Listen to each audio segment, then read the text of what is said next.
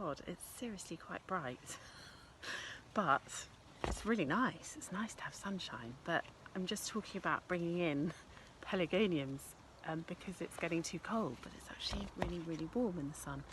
Anyway, my point is that these tender plants, things like pelargoniums, aeoniums, any of the tender salvias, they need to be brought inside because they hate the cold and they hate the wet.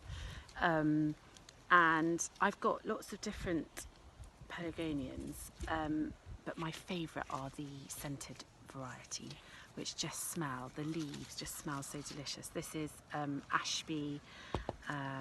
You've probably heard of Attar of Roses. It smells amazing of roses. I've got one that's called Prince of Orange, which, as you might imagine, smells of orange.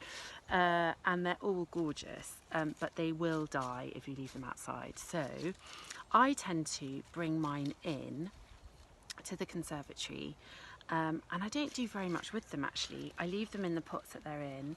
I don't cut them back at this stage. I just tidy them up a bit. If there's any sort of brown, old brown leaves or anything in the soil in the base of the pot that's sort of, you know, petals that have fallen off, whatever, I clear that out, and then take them inside, put them in a planter, and then I just water them really, really sparingly. That's one of the main things that they hate, is water, because they come from kind of much sunnier Mediterranean type climes.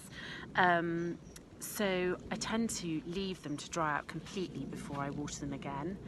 And then the idea is that I keep them going over the winter.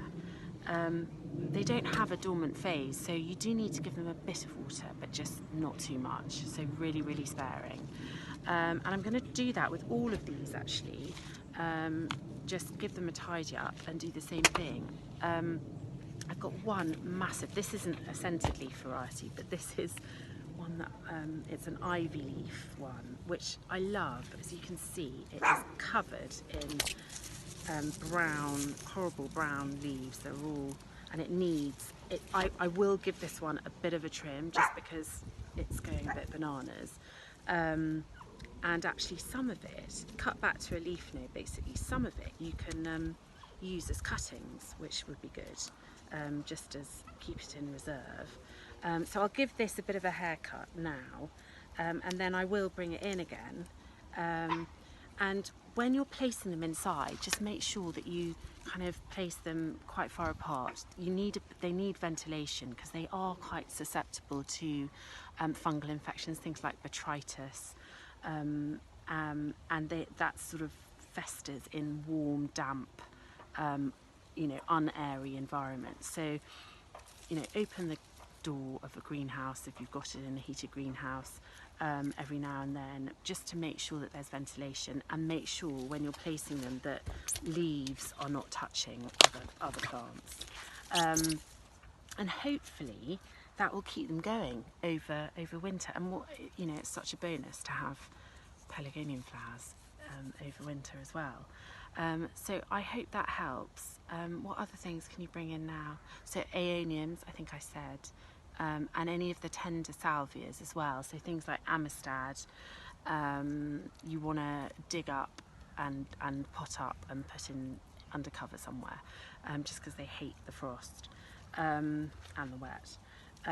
But yeah, I'm going to carry on doing this, giving it a bit of a haircut, and I'll post a photo once I've done it.